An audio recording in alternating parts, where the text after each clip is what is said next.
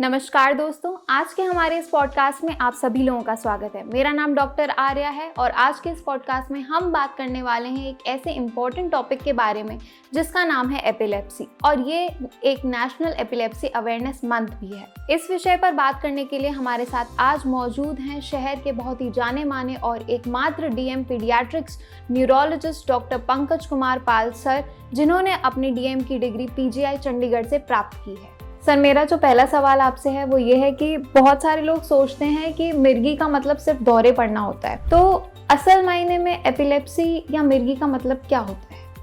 ये आपने बहुत अच्छा सवाल पूछा। हम सामान्य भाषा में अगर इसको समझना चाहें तो मैं एक सिंपल सी लैंग्वेज में समझाना चाहूँगा। जैसे हमारा शरीर का कोई भी काम हो, चाहे हम बोलते हो, चाहे हम देखते हो, चाहे चलते हैं, फिरते हैं, खाना खाते हैं, ये सारी चीज़ें हमारे दिमाग के द्वारा कंट्रोल होती हैं। और दिमाग से इलेक्ट्रिकल वायर, जिन्हें हम नर्व्स बोलते हैं, वो हमारे शरीर के हर मसल, हर टिश्यू तक जाती है। और ये सारी गतिविधियाँ दिमाग में एक बहुत छोटे करंट से कंट्रोल होती हैं, और ये कंट्रोल बहुत ही सिंक्रोनाइज और बहुत ही कंट्रोल रहता है। तो कभी कभी क्या होता है कि ये जो करंट है वो सिंक्रोनाइजेशन खो देता है और एकदम बस्ट हो जाता है, या हम बोलते हैं उसका शॉर्ट सर्किट हो जाता है। तो उसकी वजह से क्या है कि जिस अंग में ये सप्लाई हो रही है नर्व की, वहाँ पे समस्याएं आती हैं, और उसकी वजह से बच्चे में या बड़े लोगों में मिर्गी आना, बेहोशी आना और हाथ पैर का चलना, जकड़ना, इस तरह की समस्याएं आ जाती हैं। मिर्गी या एपिलेप्सी जब दौरा बार बार आता है तो हम उसको एपिलेप्सी बोलने लगते हैं, पर अगर दौरा जिंदगी में केवल एक बार ही आया है तो सामान्य भाषा में हम उसको मिर्गी नहीं बोलते हैं, उसको सामान्य दौरा की तरह ही हम उसको लेते हैं और उसका उस हिसाब से हम ट्रीटमेंट करते हैं। सर, तो बच्चों में कौन से ऐसे शुरुआती लक्षण हैं या फिर रेड फ्लैग साइंस हैं जिन्हें माता पिता या फिर शिक्षकों को देखना चाहिए और उस समय उनको न्यूरोलॉजिस्ट को कंसल्ट कर लेना चाहिए? ये एक बहुत ही गंभीर सवाल है और इसमें हम देखें तो एज से संबंधित है। मतलब जैसे बच्चा जब छोटा है, मतलब इन्फेंट है, 1 साल से छोटा है, तो पेरेंट्स को हमेशा जो घर में बाकी और जो बच्चे हैं या अड़ोस पड़ोस में इसी उम्र के जो बच्चे हैं, उनसे उनका डेवलपमेंट कंपेयर करना चाहिए। जैसे सामान्य रूप से बच्चा 6 महीने में बैठता है, थोड़ा सा बातें भी करता है, आ ऊ करके, 1 साल में खड़ा होता है, तो बच्चा अगर हमारा समय से पीछे है पीयर ग्रुप से 1 साल से नीचे, इसके अलावा बच्चे को अगर दौरे आते हैं तो ये रेड फ्लैग साइन इन्फेंट के लिए। बट इन्फेंट एज के बाद में जब बच्चा बड़ा होता है, तो जब स्कूल में ज्वाइन करता है, तो कभी भी अगर ऐसी स्थिति आती है जिसमें स्कूल से बच्चे में पहले कोई कंप्लेंट नहीं थी पर अब कंप्लेंट आने शुरू हो गई कि सडन डिटोरिएशन हुआ है बच्चे की स्कॉलस्टिक परफॉर्मेंस में, बाकी किसी भी एरिया में अगर डिटोरिएशन हुआ है, this is a red flag sign for the teacher कि भाई बच्चे को कुछ इश्यूज हो सकते हैं, कुछ न्यूरोलॉजिकल इश्यूज हो सकते हैं। तो उस स्थिति में हम बच्चे को डॉक्टर को कम से कम एक बच्चों की स्पेशलिस्ट से सलाह लेनी चाहिए, और अगर आपके पास पीडियाट्रिक न्यूरोलॉजिस्ट आपके शहर में उपलब्ध हैं तो वो सबसे ज़्यादा अच्छा ऑप्शन है। सर, रेड फ्लैग साइंस जो हैं वो हर एज ग्रुप के लिए अलग अलग होते हैं? मोटे तौर पे एज ग्रुप हम इसलिए बोलते हैं कि जैसे छोटा बच्चा है तो उसका जो डेवलपमेंट है वो अलग है, बड़ी एज ग्रुप में आता है तो उसका डेवलपमेंट उस एज के हिसाब से हो जाता है। तो मेन हमारा सबसे बड़ा जो पैरामीटर है रेड फ्लैग साइन का, वो डेवलपमेंट ही है। पर इसके अलावा जैसे बच्चों को दौरे आते हैं तो वो तो आम जनता में हर किसी को समझ में आ जाता है। सामान्य रूप से जिस तरह के दौरे होते हैं, कुछ स्पेशल दौरे होते हैं जो एज स्पेसिफिक होते हैं, वो थोड़ा सा समझने की ज़रूरत है, वो हम उस बारे में बाद में डिस्कस करें। सर, तो मिर्गी के लिए बहुत ही नई दवाइयाँ और उपचारों के बारे में बहुत ज़्यादा चर्चा हुई है, तो आप कुछ बता सकते हैं इन नई चर्चाओं के बारे में, या नया ट्रीटमेंट जो एपिलेप्सी के लिए आजकल हमें देखने को मिल रहा है वो? आर्या जी, मैं आपको एक चीज़ बताना चाहूँगा कि ज़्यादातर स्थिति में ज़्यादातर मिर्गी की जो से ग्रसित बच्चे हैं, उनका इलाज के लिए आज भी जो दवाएं हैं जो बहुत पहले से वर्षों से हमारे यहाँ उपलब्ध हैं, उनसे उनका संपूर्ण रूप से इलाज किया जा सकता है। लेकिन कुछ एपिलेप्सीज हैं जिसमें कुछ एडिशनल दवाओं की या नई दवाओं की आवश्यकता पड़ती है, तो वो समय के साथ में आती रहती हैं, और जिस बच्चे को उन दवाओं की आवश्यकता होती है उस हिसाब से हम बच्चे को प्रेस्क्राइब करते हैं। सर, हर बच्चे की मिर्गी जो है वो अलग होती है, तो ये कैसे हम तय कर सकते हैं कि इस बच्चे को ये पर्टिकुलर ट्रीटमेंट हमें देना चाहिए? जी, ये सामान्य रूप से अगर हम देखें तो जनता जो है या जो सामान्य लोग हैं उनके लिए एपिलेप्सी मतलब एक ही तरह की एपिलेप्सी होती है कि बच्चे के हाथ पर अकड़ गए या टोनिक क्लोनिक मूवमेंट मतलब जकड़न के साथ में मूवमेंट हुई और उसके बाद बेहोश हो गया।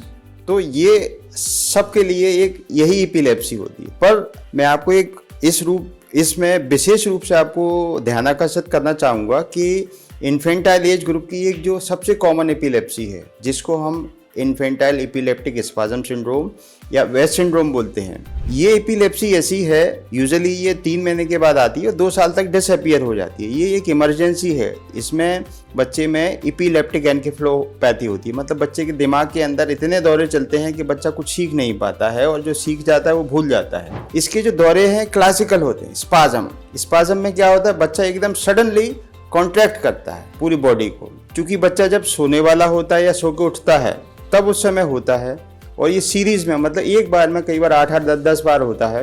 पर चूंकि मरीज के परिजन यहाँ तक कि हमारे हेल्थ वर्कर, नर्सिंग तो छोड़िए, जो डॉक्टर्स हैं उनके लिए भी इसको पहचानना मुश्किल काम है, क्योंकि इस तरह की चीज़ उनको पहले से पता नहीं होती है, क्योंकि उन्होंने कभी देखा नहीं होती और ये एक इमरजेंसी है।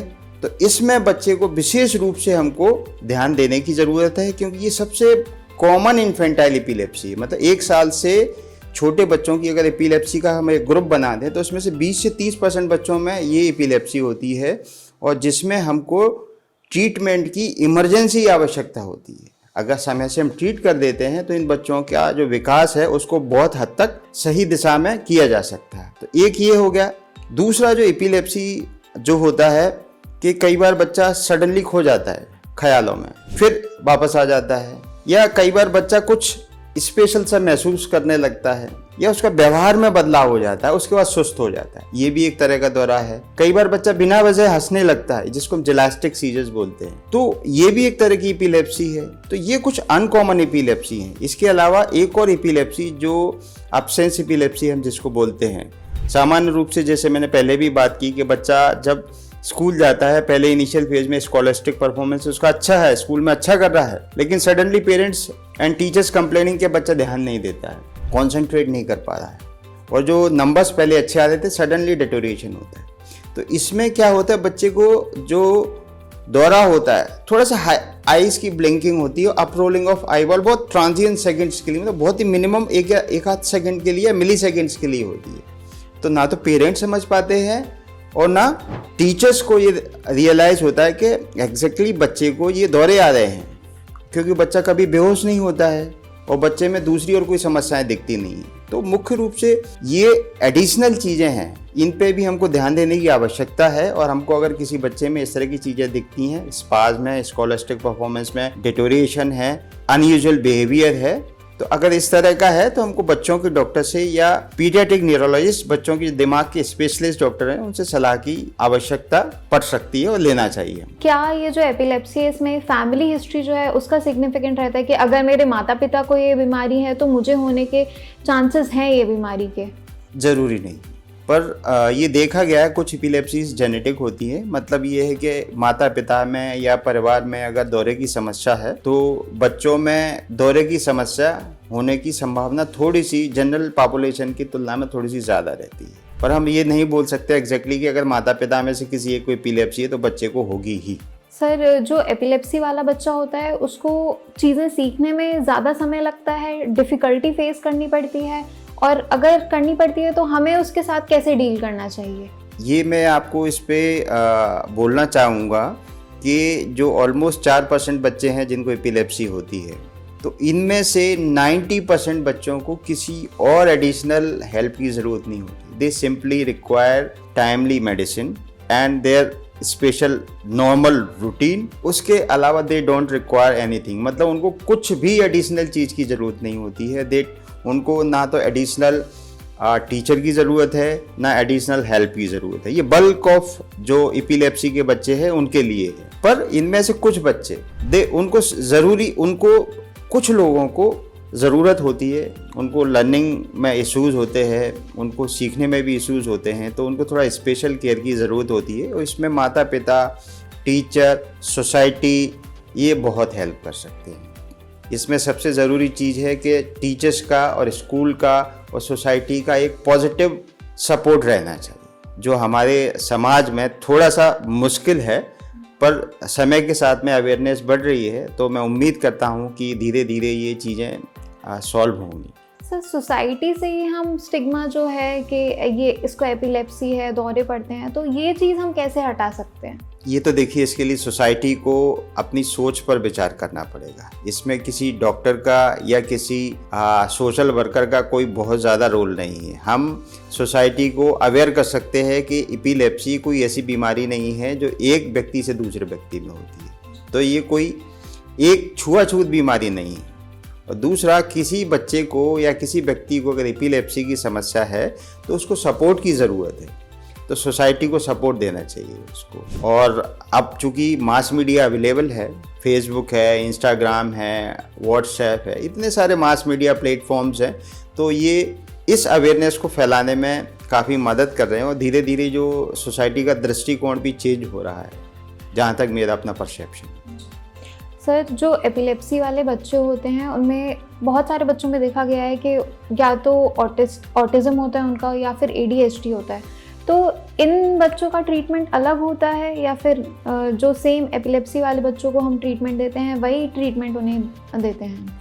तो मैं आपके सवाल पे बाद में आता हूँ, पर पहले एक ऑटिज़म एक ऐसी समस्या है जिसमें बच्चा सोसाइटी के साथ कनेक्ट नहीं कर पाता, मतलब वो हमेशा सोशल आइसोलेशन में रहता है, सेल्फ एब्जॉर्ब रहता है। तो ये आज के समय की सबसे गंभीर समस्या है और ये कोविड के बाद से इसमें आउटबर्स्ट हुआ है, क्योंकि हमारे बच्चों को बहुत ज़्यादा स्क्रीन का एक्सपोजर है, सोसाइटी का एक्सपोजर नहीं हुआ। तो स्क्रीन एक्सपोजर बच्चों के लिए बिल्कुल प्रतिबंधित है। मोबाइल कतई नहीं देना है उनको, टीवी भी जो है हमेशा रेगुलेटेड वे में ही देखना है। तो ये ऑटिज़म से संबंधित होगा। पर जहाँ तक आपने बताया कि दूसरे बच्चों में ऑटिज़म एपिलेप्सी वालों में नहीं होती है यूजुअली, पर ऑटिज़म के बच्चों में करीब 20 से 30% बच्चों में एपिलेप्सी की समस्या होती है। और कुछ बच्चे जो कुछ जेनेटिक सिंड्रोम से ग्रसित होते हैं, और इसके अलावा जो बच्चे जिनको न्यूबॉर्न पीरियड में अगर ग्लूकोज की कमी होती है, तो उनमें ऑटिज़म के फीचर और एपिलेप्सी दोनों साथ में मिल जाते हैं। सर, क्या लाइफस्टाइल मॉडिफिकेशन के साथ हम एपिलेप्सी को ट्रीट कर सकते हैं? जैसे नींद अगर अच्छी ले रहा है बच्चा तो? जी जी, बिल्कुल बिल्कुल, क्यों नहीं। किसी भी चीज़ को कंट्रोल करने के लिए we need comprehensive care. Comprehensive दवाएं तो देखिए जो है आपकी दौरे आने की संभावना को कम करती हैं, ये एक एस्पेक्ट है। पर अगर एक्सर्शन को किसी भी फॉर्म में हो, एक्सर्शन मतलब अगर बच्चा बहुत ज़्यादा खेल लिया, बहुत ज़्यादा, यूजुअली जैसे बच्चे शादी में गए अपने रिलेटिव के यहाँ पे, तो रात भर खेल रहे हैं, 1-1, 2-2 बजे तक खेल रहे हैं, या टीवी चल रहा है, रात के 1-2 बजे तक टीवी देख रहे हैं, समय पे सो नहीं रहे हैं, तो इस परिस्थिति में जो दौरे आने की संभावना है वो बहुत ज़्यादा बढ़ जाती है। तो लाइफ स्टाइल मॉडिफिकेशन मतलब समय पे सोना है, समय पे जागना है, स्क्रीन टाइम मिनिमम रखना है, स्पेशली ब्राइट लाइट्स सीजर्स को प्रेसिपिटेट करती हैं। खाने पीने में बिल्कुल समय पे ब्रेकफास्ट, लंच और डिनर करना है, अपना कोई भी मील स्किप नहीं करना है, क्योंकि भूखा रहने पर दौरे आने की संभावना बढ़ जाती है। और स्पेशली आज के समय में एडोलेसेंट बच्चे जो देखते हैं, कई बार आपने देखा भी होगा, कोई बच्चे स्मोकिंग करते हैं, कुछ बच्चे ड्रिंकिंग भी करते हैं, तो इन चीज़ों से बचना है, क्योंकि ये स्मोकिंग है, ड्रिंकिंग है और किसी भी तरह का नशा है, वो दौरों को बढ़ाता है और उनकी संभावना को बढ़ाता है। सर, और अगर मैं आपसे ये पूछूं कि एक एपिलेप्सी का बच्चा है, तो एक माता पिता का क्या रोल रहेगा, एक टीचर का क्या रोल रहेगा और एक सोसाइटी का क्या रोल रहना चाहिए? माता पिता के लिए तो सबसे ज़रूरी चीज़ है कि बच्चे में जब भी उनको लगता है तो जो कंसर्न डॉक्टर है उससे मिलें। उन्होंने जो जिस हिसाब से ट्रीटमेंट बताया है, हमारे हिंदुस्तान में चूँकि जागरूकता की बहुत कमी है, तो उनको यही लगता है कि दवा खिला दी, एक बार दौरे बंद हो गए मतलब एपिलेप्सी ठीक हो गई। ऐसा नहीं है। एपिलेप्सी का एक समय है जब वो उसके साथ जाती है। तो पेरेंट्स की सबसे बड़ी रिस्पॉन्सिबिलिटी ये है कि बच्चे को समय पे डॉक्टर के द्वारा प्रिस्क्राइब दवाओं को खिलाया जाए। दूसरा, जैसा कि हमने लाइफ स्टाइल पे भी बात की, उस लाइफ स्टाइल को बच्चों को फॉलो कराने से पहले खुद फॉलो करें, क्योंकि बच्चे तो देखिए माँ बाप का आईना है। अगर माँ बाप करेंगे तो बच्चे करेंगे। ये प्राथमिक रूप से बच्चों पेरेंट्स का रोल है। टीचर्स की अगर हम बात करते हैं तो टीचर्स में हमको सपोर्टिव रोल चाहिए, और जैसा कि बताया सोशल स्टिग्मा की वजह से कई बार पेरेंट्स जो है स्कूल में नहीं बताते हैं कि बच्चे को एपिलेप्सी है, और जब बच्चे को दौरा आता है स्कूल में तब एक ड्रामेटिक और अनप्लीजेंट सिचुएशन आ जाती है जिसमें अपने बच्चे को नुकसान हो सकता है। तो हमेशा पेरेंट्स को स्कूल में टीचर्स को बता के रखना है कि बच्चे को ये मेडिकल कंडीशन है और ये इमरजेंसी उपाय है। सोसाइटी का जो है पॉजिटिव परसेप्शन, इसको स्टिग्मा की तरह नहीं लेना है। जैसे दूसरी बीमारी होती है, निमोनिया होता है, ऑस्टियोआर्थराइटिस होती है, जोड़ों की बीमारी होती है, जो दूसरी बीमारियां हैं वैसे भी एक ये बीमारी है, दवा लेंगे ठीक हो जाएगी। सर आखिर में आप एक अगर मैसेज देना चाहें हमारे ऑडियंस को, हमारे दर्शकों को कि एपिलेप्सी के बारे में, तो आप क्या देना चाहेंगे? सबसे पहली चीज़ तो मैं ये बोलना चाहूँगा कि एपिलेप्सी जो है इमरजेंसी मैनेजमेंट, हमारे यहाँ इमरजेंसी मैनेजमेंट की बहुत बड़ी समस्या है, क्योंकि अवेयरनेस नहीं है। तो इसमें क्या है, कोई भी दौरा जो छोटा दौरा होता है, मतलब 5 मिनट से कम का है, तो उससे जान को खतरा नहीं होता है। जो दौरा 5 मिनट से ज़्यादा चलता है, मतलब 15-20 मिनट चलता है, तो उससे दिमाग में नुकसान होता है। तो अगर बच्चे को दौरा आता है, किसी को दौरा आता है, तो उसमें हम कुछ जो सामान्य चीज़ें हैं उनका ख्याल रखें। पहली चीज़ ये है कि कभी भी पैनिक ना करें। पैनिक ना करेंगे तो हम बच्चे को अच्छे से मैनेज कर पाएंगे। दूसरी चीज़, बच्चे को या मरीज को थोड़ी खुली हवा में कर दें। तीसरी चीज़, जो बच्चे को मुंह से कुछ भी नहीं देना है। हमारे यहाँ कभी पानी पिला देते हैं, कभी कुछ ना कुछ दे देते हैं। जिस बच्चे को सीजर्स आ रहे हैं, दौरे आ रहे हैं, वो बेहोश है, अगर हम उसको मुंह से कुछ देंगे तो वो सांस की नली में चला जाएगा, तो वो दौरे से नुकसान नहीं होगा, पर जो सांस की नली में पानी या खाना चला गया या दवा चली गई, उससे बच्चे को जान का खतरा होगा। चौथी चीज़ ये है कि हम कभी भी बच्चे के मुंह में हाथ डाल के या कोई जीभ को आगे खींचने की कोशिश ना करें या अंदर घुसाने की कोशिश ना करें, क्योंकि बच्चे फिट्स में या सीजर में हमारे हाथ को काट सकते हैं। और एक महत्वपूर्ण चीज़ और, कि जब बच्चे को दौरे आ रहे हैं तो उसको हमको एक लेटरल पोजीशन मतलब एक करवट से, या तो preferably right side but left side भी कर सकते हैं। इससे बेनिफिट क्या है? इससे बेनिफिट ये है कि दौरे में कई बार वॉमिटिंग होती है, तो वॉमिटिंग जब है तो वो वॉमिटिंग बाहर गिरे, जिससे हम एक करवट लेटाते हैं। अगर बच्चा सीधा लेटा होगा तो वो गले में ही रहेगी और बच्चे की सांस की नली में चली जाएगी, जिससे कि बच्चे को जान का खतरा हो सकता है। तो ये कोर मैसेज है, मतलब जो हर व्यक्ति को, चाहे वो पेरेंट्स हो, चाहे टीचर्स हो, चाहे हमारे लेमैन और आसपास के सारे लोग, समाज के लोगों, सबको ये आना चाहिए। बहुत बहुत धन्यवाद। धन्यवाद। आपने अपना इतना कीमती समय निकाला इस पॉडकास्ट के लिए और हमारी जनता को ये सारी जानकारी दी। बहुत बहुत धन्यवाद सर आपका। Thank you madam. Thank you doctor.